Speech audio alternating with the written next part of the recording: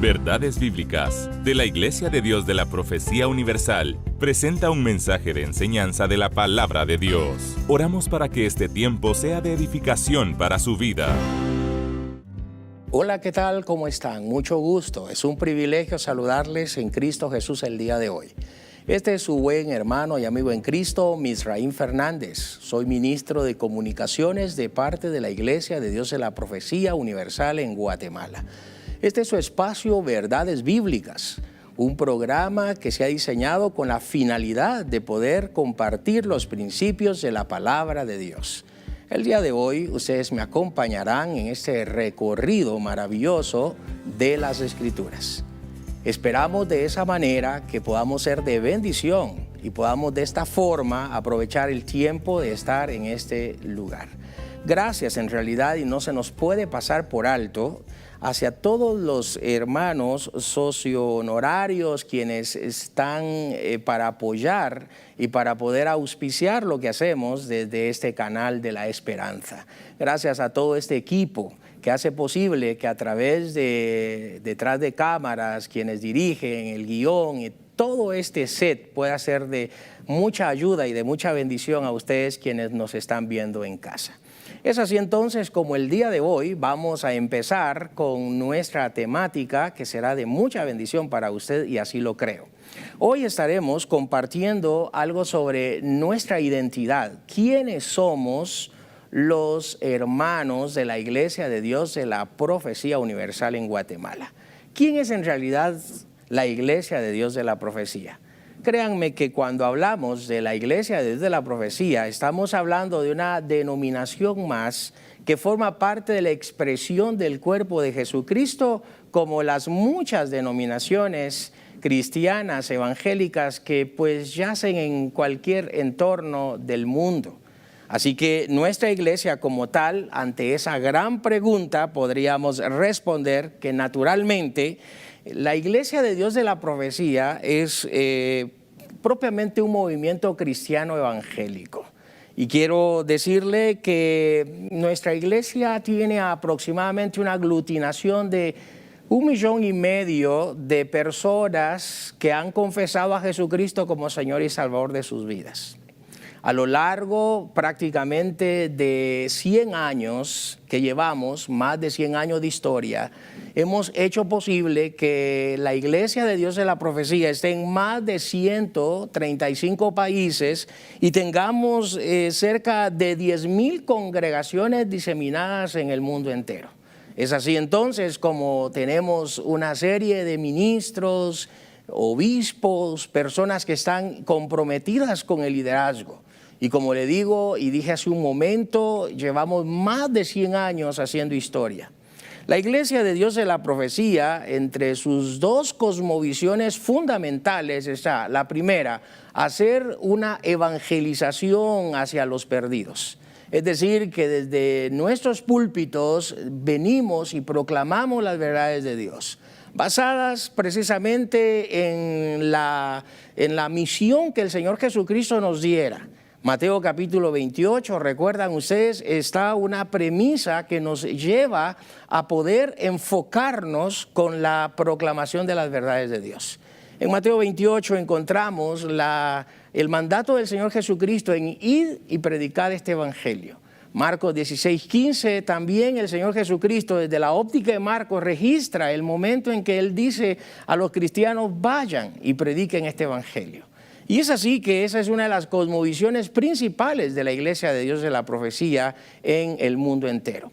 Sin embargo, también hay otra cosmovisión dentro de esta identidad en misión y visión de la Iglesia de Dios de la Profecía, y es poder también discipular a los que se integran a la Iglesia como tal, para que estos puedan ser hombres y mujeres empoderados, no solamente del favor de Dios, sino también de los conocimientos de la palabra bendita del Señor, para que ellos puedan replicar el mensaje. Recordemos que al final de cuentas el Señor Jesucristo nos dijo que nosotros tenemos que replicar este mensaje. No serían ángeles ni arcángeles los que vendrían del cielo para poder hablar de Dios, sino que en realidad son personas que han experimentado la salvación de sus vidas, y estos con esa experiencia vienen y comparten la fe. Y es así entonces como el apóstol San Pablo le dice en su carta pastoral a Timoteo, y precisamente en esa segunda carta, en el capítulo 3, Pablo dice que toda la Escritura es inspirada por Dios. Y es ahí cuando nosotros como Iglesia de la Profecía aceptamos esas dos cosmovisiones, evangelizar y luego discipular. Y dice el apóstol Pablo en esa parte de que la Escritura, en su objetivo es que todo hombre de Dios sea perfecto, enteramente preparado para toda buena obra. Esa Escritura que inspira, es inspirada por Dios, que es útil para enseñar, para corregir, para instruir, esa es la finalidad. Poder hacer que haya una instrucción integral para los redimidos por la sangre de Jesucristo y que forman parte de esta expresión del cuerpo de Cristo, como lo es nuestro ministerio, la Iglesia de Dios de la Profecía. Vale la pena también saber que la Iglesia de la Profecía como movimiento pues nace en los años 1886, imagínense ustedes. Ya llevamos un tiempo bastante largo, por así decirlo, y desde allá de 1886, cuando tres familias se reúnen para poder estudiar la palabra de Dios, pedir la voluntad del Señor en esos tiempos, en esos contextos. Estoy hablando de la familia Spurling, de la familia Bryan, de la familia Tomlinson.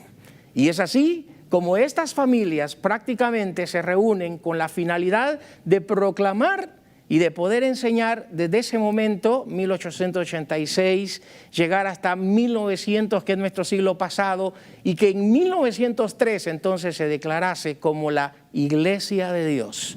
Y es allí entonces como la Iglesia de Dios ha abarcado pues a lo largo de más de 100 países. Dios ha sido fiel hasta este momento con este ministerio. Y yo en lo particular que pertenezco al mismo, con la finalidad de unirnos a otros hermanos de otras denominaciones, que somos la expresión del cuerpo de Cristo.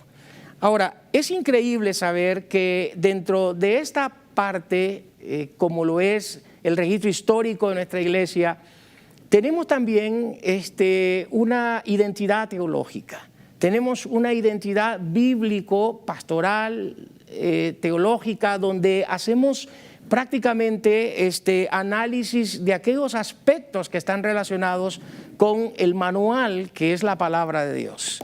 Una de las cosas que asume nuestra iglesia es que las Escrituras son nuestro punto de partida. Las Escrituras son el punto de partida para poder dirigir nuestra identidad, nuestro enfoque, nuestra misión, nuestra visión. La Iglesia de la Profecía cree en este caso que las Escrituras son y deben de ser analizadas e interpretadas correctamente, y el Nuevo Testamento ser nuestra regla de fe en práctica, gobierno y disciplina, y andar a la luz de su mejor conocimiento en habilidad.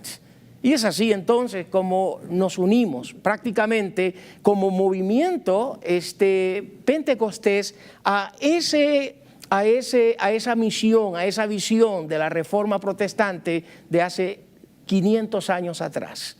Es decir, que nosotros somos un resultado. Y hoy tenemos prácticamente una serie de movimientos cristianos evangélicos con la única finalidad de proclamar a Jesucristo. El Evangelio, que sería en este caso una parte elemental para la salvación del hombre. ¿Cuál sería nuestro fundamento? ¿Cuál es en realidad nuestra identidad teológica? Y debiéramos entonces el día de hoy dejar en su corazón algunos fragmentos de lo que nuestra iglesia, la iglesia. En primer lugar, debiéramos de saber que en cuanto a quiénes somos, la Iglesia de la Profecía dice tener sus raíces en la iglesia establecida por Cristo y bautizada en el día de Pentecostés. Y a la vez debiéramos de saber que estamos firmes en nuestro compromiso ortodoxo de poder proclamar esas verdades. ¿Sabe que en Hechos capítulo 2, tomando en cuenta esta parte de la declaración de nuestra identidad teológica, en Hechos capítulo 2 se nos habla del vacío del Espíritu Santo? El Espíritu Santo es derramado, Hechos capítulo 2, sí, y esa promesa maravillosa del derramamiento del Espíritu desde 700 años atrás con el profeta Joel, ¿se acuerda? Capítulo 2, versículos 28, cuando el mismo profeta dice desde allá que en los postreros días derramaría su espíritu sobre toda carne. Y podríamos interpretar que aunque el derramamiento del Espíritu en su totalidad y en su plenitud se dará en cuestiones escatológicas, en cuestiones al final de los días, no obstante Hechos 2 nos registra que Pedro pudo interpretar que era el momento preciso para hacer referencia a lo que Joel había dicho años atrás. En el capítulo 2, versos 16, 17, el mismo Pedro comienza a definir lo que está pasando. Y él dice, hermanos, esto es lo dicho por el profeta Joel. Porque notó que la gente que estaba a su alrededor, ¿sí?, estaban hablando en nuevas lenguas. Estaba ocurriendo un fenómeno maravilloso de que todos entendían en ese día de Pentecostés lo que el Señor mismo quería en su evangelización hablarle a los perdidos de aquel momento.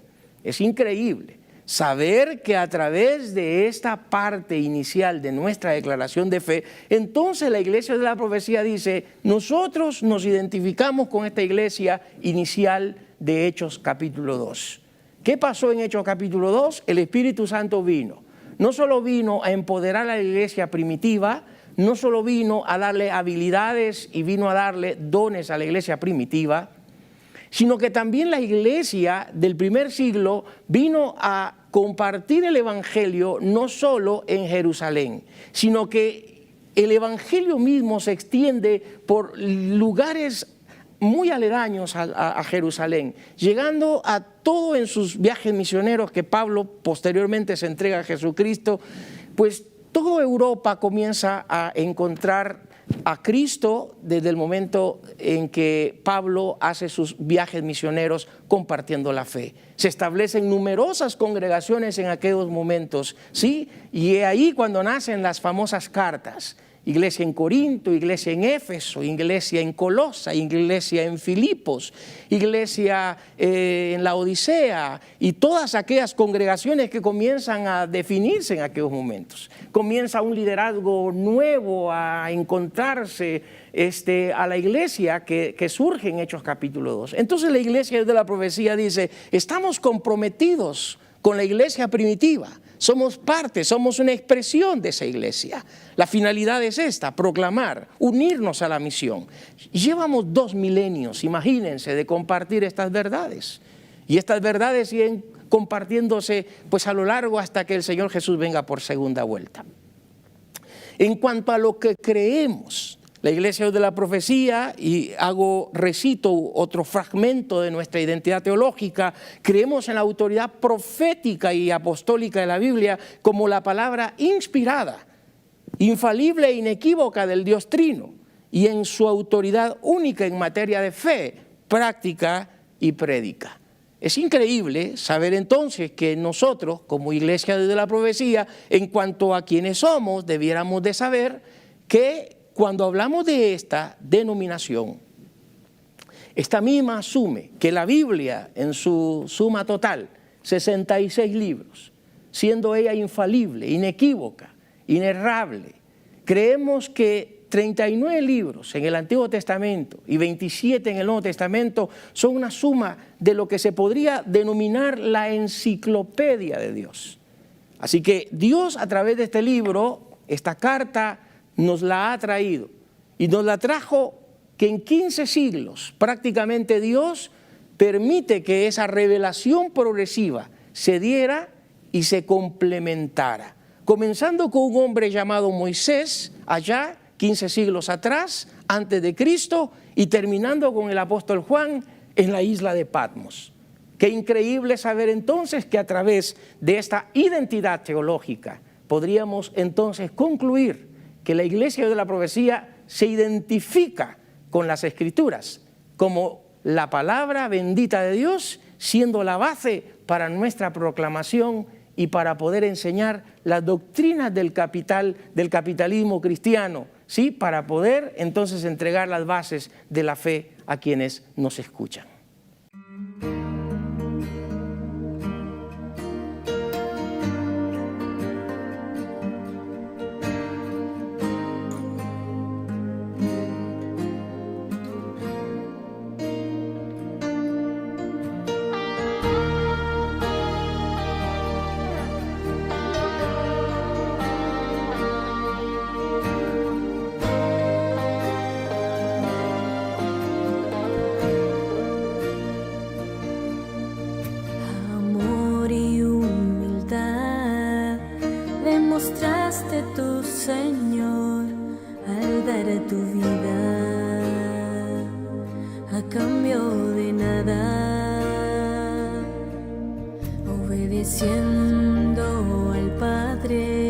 que te envió a este mundo para morir por mí, por amor a mí. Crucificarle, crucificarle. La gente aclamaba, sí, a una voz.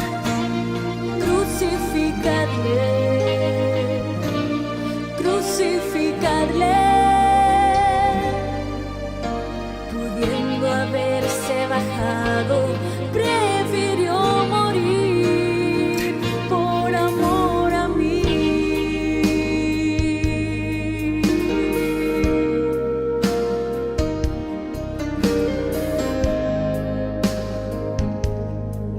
En el camino hacia el Calvario, cuánto sufrió por ti. Llevó la cruz como una carga y tu pecado allí. Sus manos fueron clavadas y su costado traspasado. Habiendo sufrido tanto, a sí mismo se negó.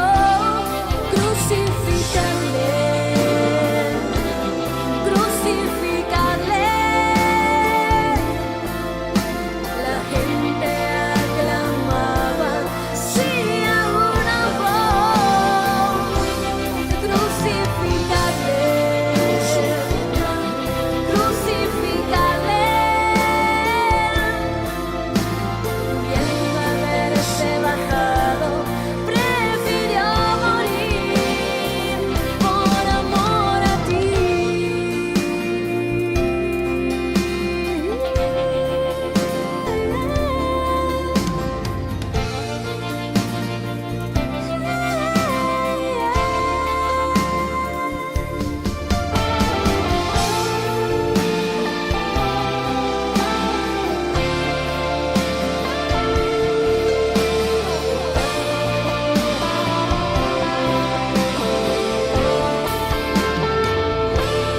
Crucificarle, crucificarle. La gente aclamaba, sí, a una voz. Crucificarle, oh, crucificarle.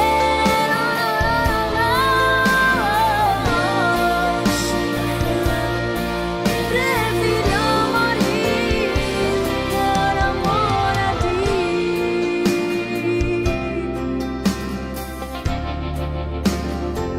Fue por amor, por su misericordia.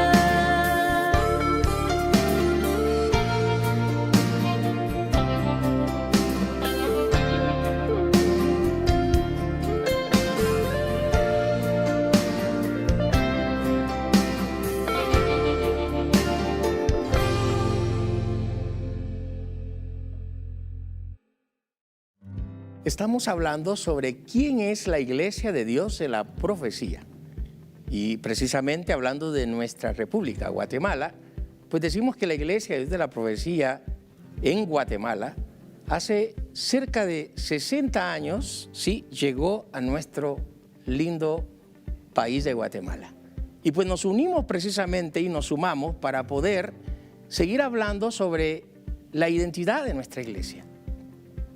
Decíamos en el segmento anterior que la Iglesia de la Profecía ha aceptado la inerrabilidad de las Escrituras, creyendo que Dios mismo es el autor de ella y que los escritores, los santos hombres de Dios, entre 36 a 40 hombres durante 15 siglos, Dios mismo inspiró, reveló, para que hoy nosotros nos acerquemos al texto y seamos iluminados por medio del Espíritu Santo.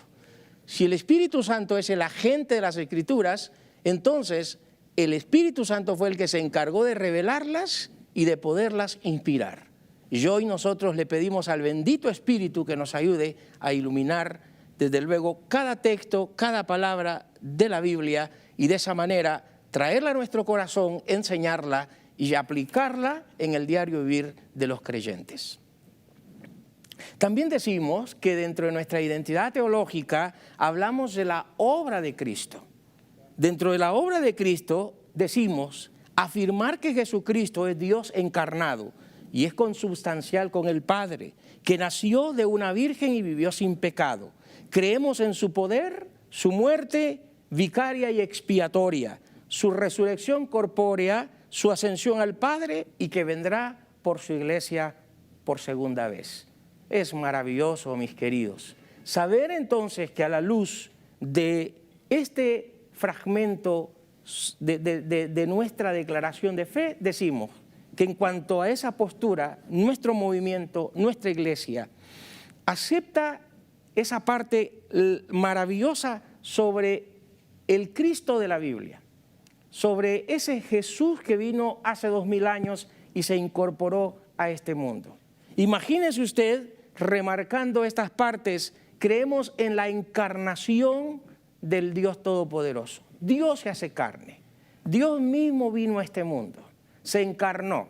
Dice el Evangelio de Juan en ese prólogo, que es el capítulo 1, ya que el Verbo se hace carne. Emmanuel, Dios con nosotros. Qué impresionante entonces es saber que cuando hablamos de la obra de Cristo y en esa parte es increíble notar que aceptamos una cristología plena, una cristología completa, desde el Antiguo hasta el Nuevo Testamento. Creemos en ese contexto no solamente en la consubstancialidad del Hijo con el Padre y con el Espíritu Santo, pero también creemos en la coeternidad, en la coigualdad que existe entre el Hijo, el Padre y el Espíritu del Señor. Entonces, en ese contexto nosotros aceptamos a ese Dios triuno y en particular a Cristo, que hace un rol importante, que hace 2 milenios atrás sabemos que vino y se hizo carne y su misión fue llegar hasta la cruz. Y en esa muerte hace posible lo que hoy sí se nos permite hablar con toda sinceridad, hablar de la esperanza en Él, la esperanza en Cristo Jesús. Decimos entonces que de acuerdo a la carta a los Efesios capítulo 5 se nos habla que Él es la cabeza de la iglesia. Nuestro vicarius, por así decirlo, es Cristo. Él es la cabeza principal de la iglesia. Y nosotros, su cuerpo, sus santos, los que integramos este cuerpo, somos parte de esta expresión maravillosa, siendo su cuerpo, para proclamar las verdades de Dios. Es increíble. Reitero saber que el apóstol Pablo en este capítulo 5 habla de que el Señor Jesucristo no solamente es la cabeza, sino dice también el apóstol Pablo de que el Señor Jesucristo es el modelo a seguir de todos los que hemos creído en Jesús. Es decir, los redimidos por su sangre entramos a esa parte elemental como lo es tener un modelo de vida. Dentro de la identidad teológica de la iglesia y de la profecía, no solamente aceptamos la infalibilidad y la inerrabilidad de las Escrituras, como ya lo dijimos, la obra de Cristo, sino también aceptamos la venida de Jesucristo. Es decir, el Señor Jesús vendrá y regresará. Una parte que yo rescaté de la misma, creemos en su reino mileniario. Es decir, ese reino mileniario eterno es un reino donde se manifiesta esa parte maravillosa del Cristo humano.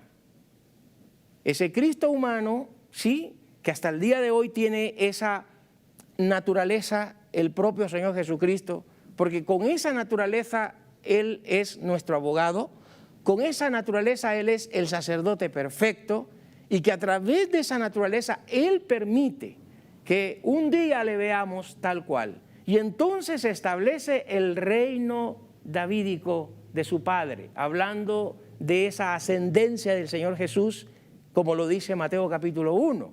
Es decir, que el Señor Jesucristo en el reino milenial vendrá, se sentará y con Él los suyos. Y Él establecerá un reino y precisamente con Él todos sus santos, los redimidos.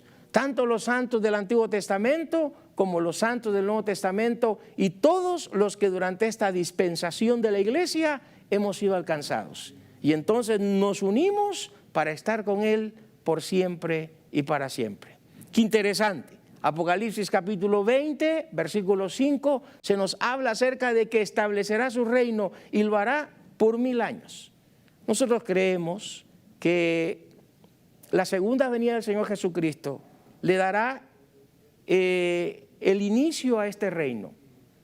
Y una cosa es increíble cuando hablamos de la venida del Señor Jesucristo premilenial a la tierra, porque en su segunda venida el Señor Jesucristo viene por los suyos, es decir, todos los santos redimidos por Cristo saldremos al encuentro de nuestro Señor y desde luego cuando Él regrese en gloria, sí, vendrá por o con sus santos para establecer ese reino y con Él entonces vivir por siempre y para siempre.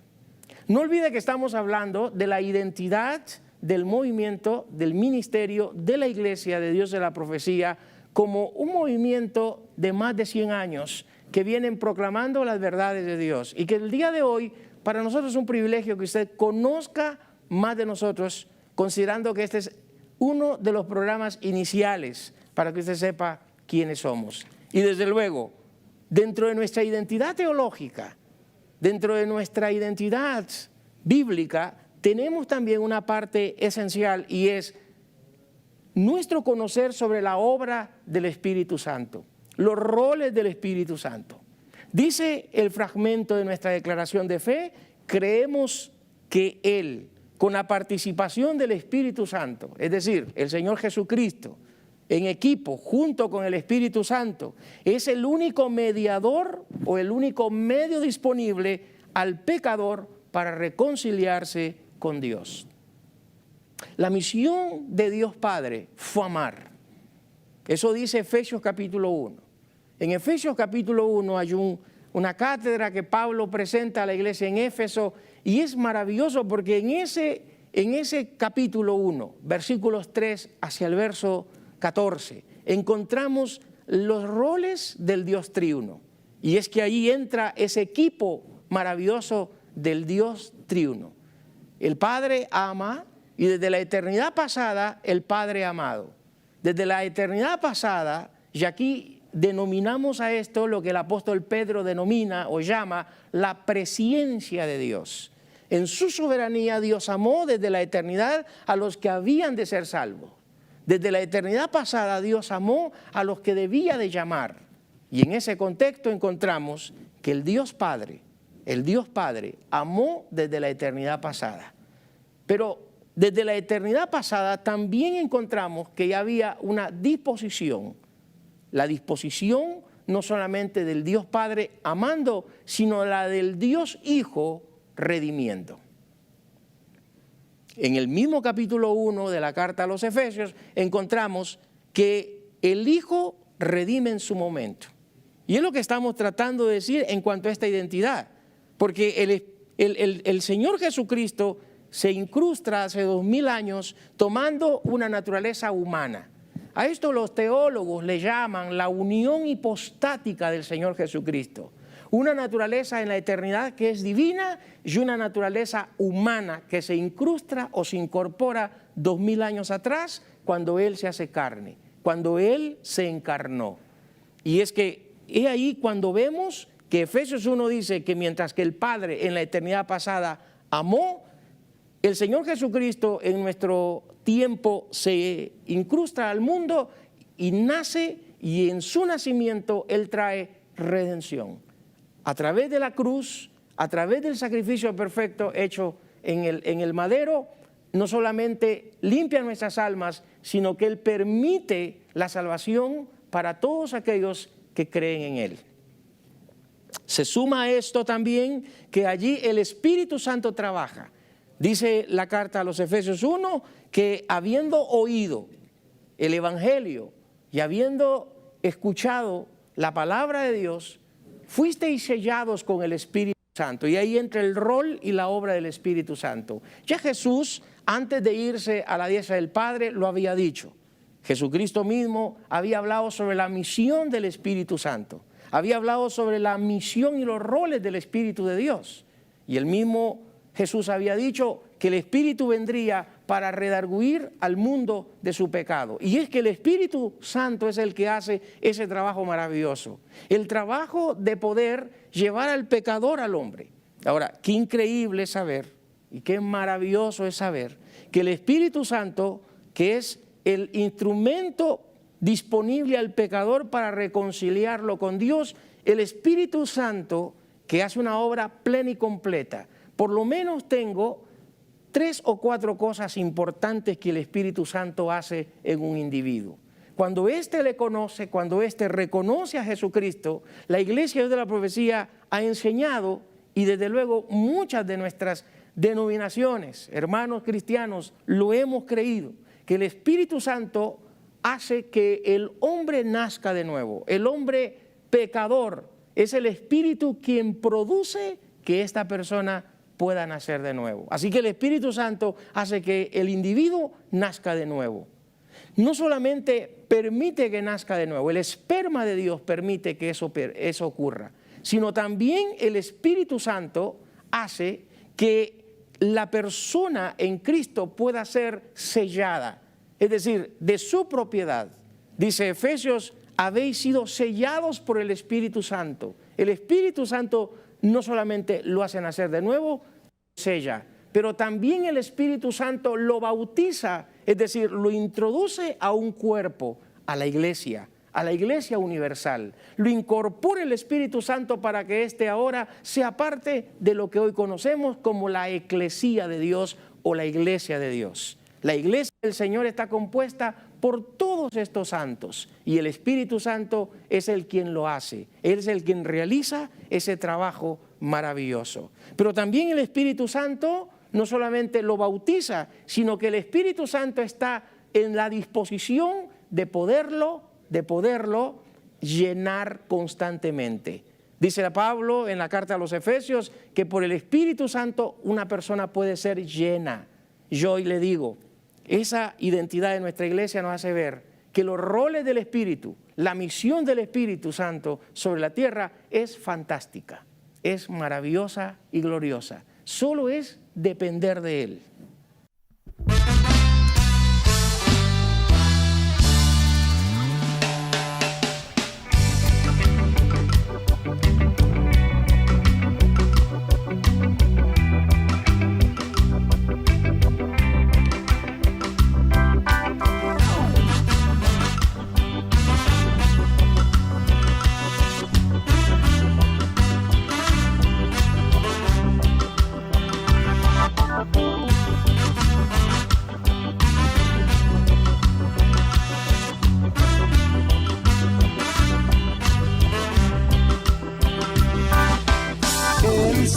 Jesús viene otra vez, se acerca ese día final. El Señor Jesús viene por mí, yo espero ese día feliz. Ya las profecías cumplidas están, se acerca la hora final. Debes estar listo para ir con Cristo. Debes estar listo, dale tu corazón a Él. Debes estar listo para ir con Cristo. Debes estar listo, dale tu corazón a Él, que Él te espera.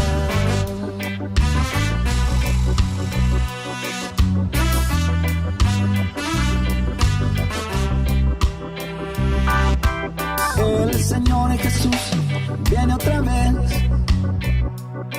se acerca ese día final. Y el Señor Jesús, Él viene por mí, yo espero ese día feliz. Ya las profecías cumplidas están, se acerca la hora final. Debes está listo para ir con Cristo. Debes estar listo. Dale tu corazón a Él. Debes estar listo para ir con Cristo. Debes estar listo. Dale tu corazón a Él. Él te espera.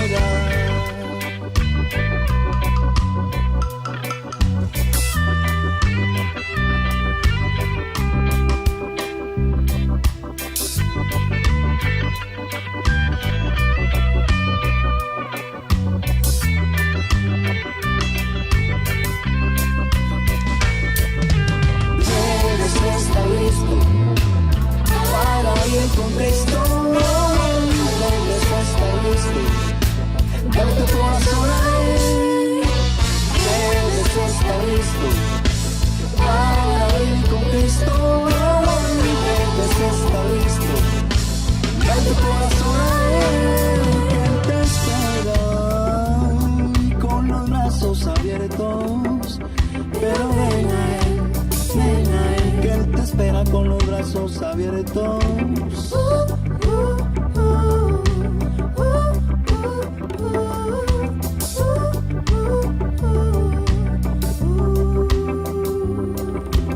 Ven a Él.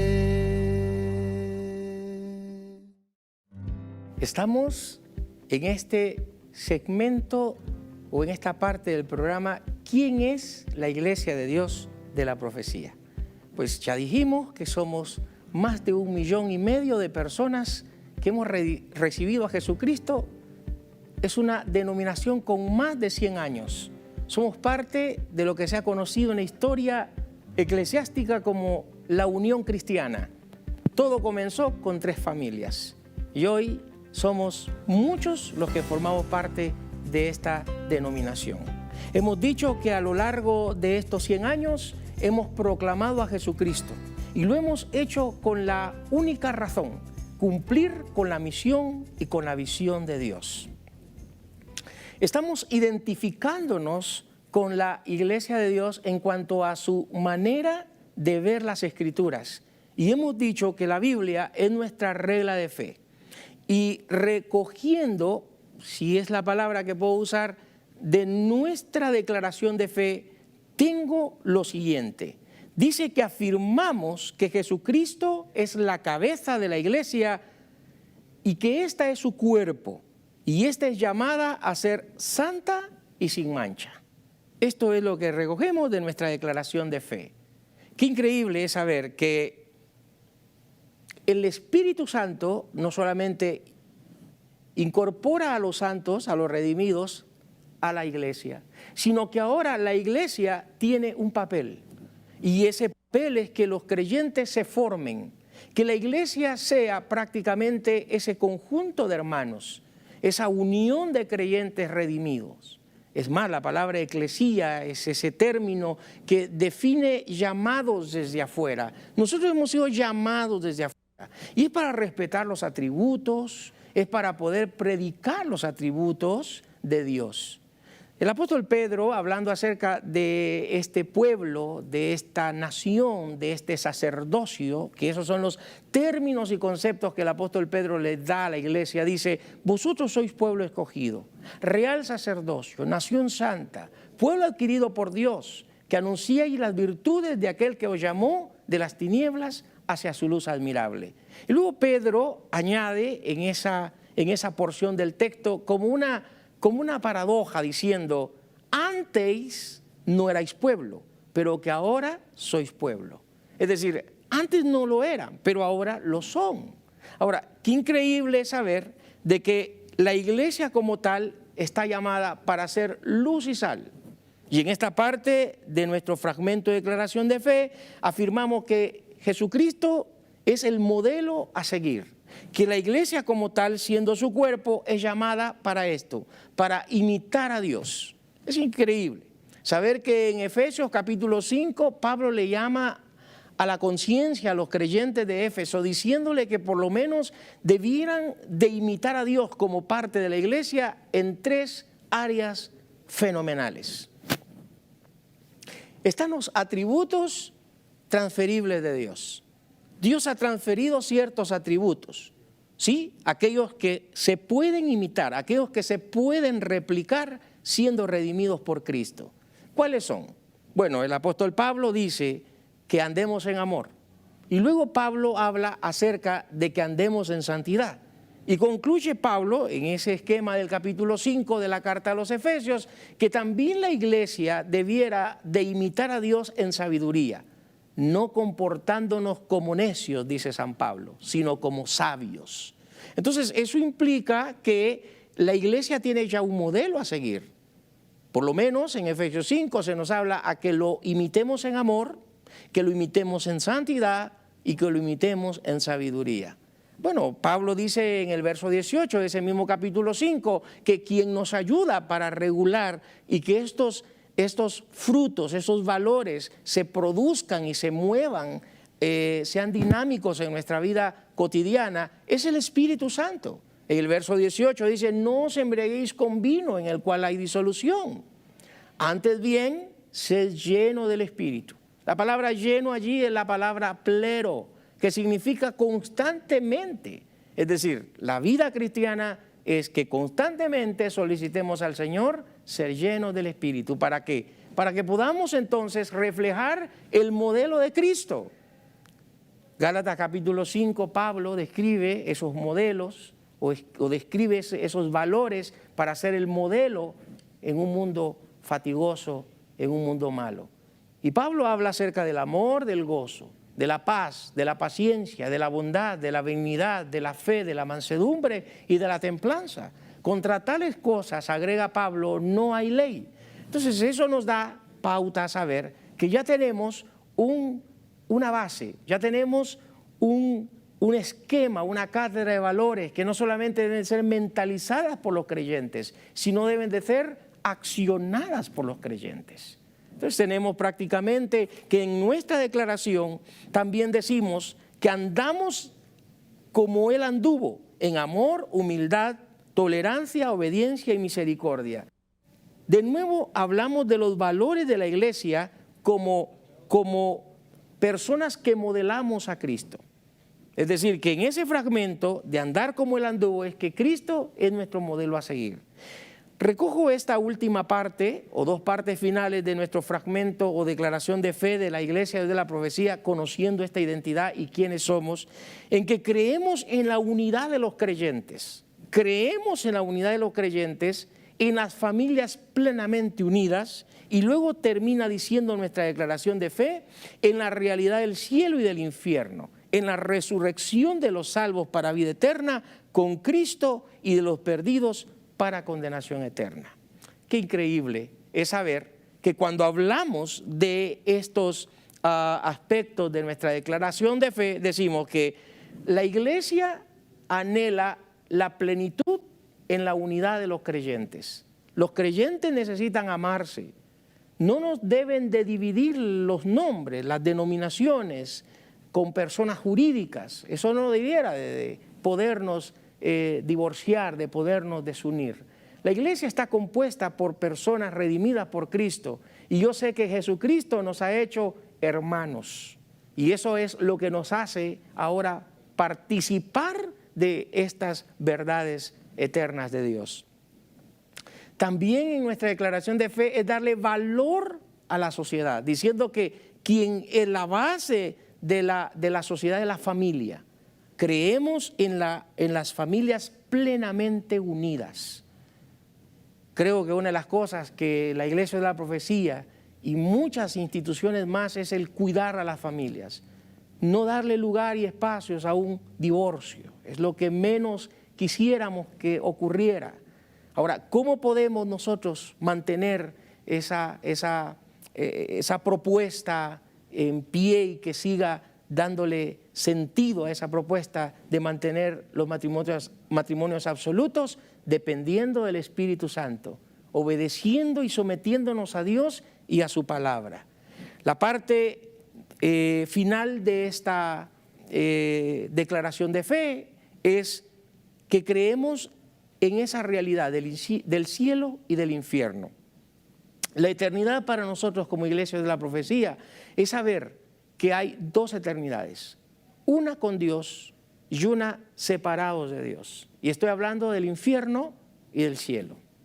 Alguien dijo por allí que hablar acerca del cielo, para poder heredar la eternidad con Jesucristo, se debe de nacer 2 veces. Pero si alguien no quiere estar con Jesús y estar en el infierno como una eternidad sin Dios, solo debiera de nacer una vez. Usted necesita nacer 2 veces, la biológica y la espiritual. Sin ese nacimiento espiritual usted no puede ir al cielo. Así que si usted solamente nace una vez, la eternidad ya está definida, el infierno. Ahora, ¿creemos en la resurrección de los salvos? Creemos en la resurrección de los salvos. Pablo dice en su carta a los tesalonicenses, los muertos en Cristo resucitarán primero. Y estoy hablándole de la primera carta a los tesalonicenses 4, versos 13 al 18. Pablo dice que los muertos en Cristo resucitarán primero. Para poder recibir al Señor Jesucristo en el aire, uniéndonos los que estemos vivos para ese momento. Y Pablo también dice, os digo el misterio, y el misterio consiste, no todos moriremos, pero todos seremos transformados. Es decir, que con esta declaración hemos podido entonces hablar sobre nuestra identidad teológica, nuestra identidad bíblica, de quiénes somos. Es un privilegio pertenecer a la Iglesia de la Profecía, en este caso yo y muchos hermanos más. Y usted en su identidad, allí en su institución, es maravilloso que usted allí también comparta los valores del reino de Dios, donde quiera que usted se encuentre.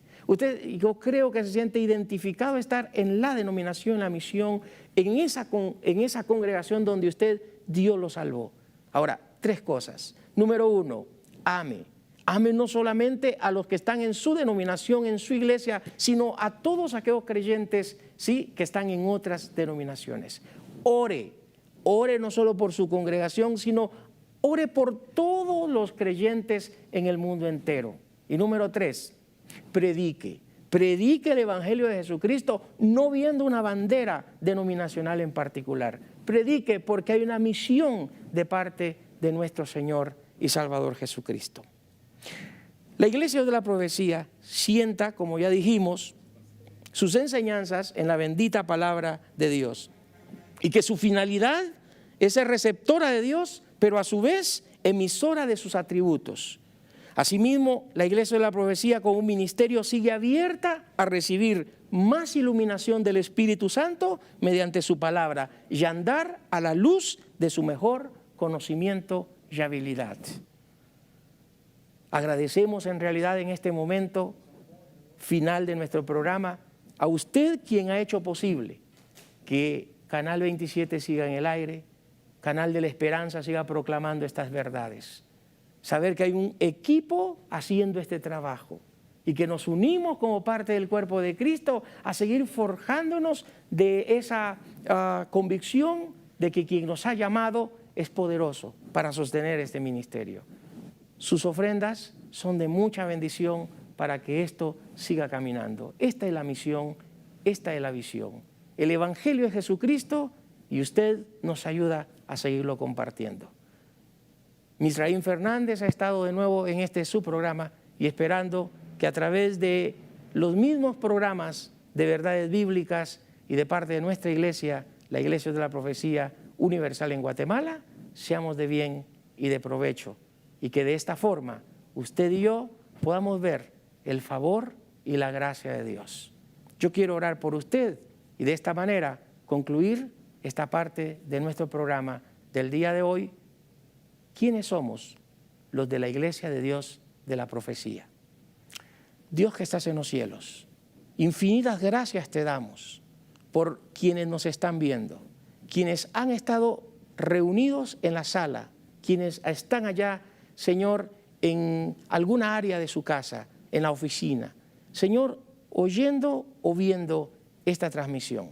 En el nombre de Jesucristo te ruego que juntos podamos conducirnos a toda justicia, a toda verdad por tu Espíritu Santo. Y como Jesús dijo hace 2000 años, Señor, cuando Él pidió que todos los que creyéramos en ti fuéramos santificados en tu palabra. Y hoy eso es lo que deseamos, que nos santifiques en tu palabra, porque tu palabra es verdad. en Cristo Jesús. Gracias por este tiempo. Amén y amén. Esperamos que este espacio de verdades bíblicas de la Iglesia de Dios de la Profecía Universal haya sido de bendición a su crecimiento espiritual. Este programa es una producción de Canal 27. Predicamos la verdad.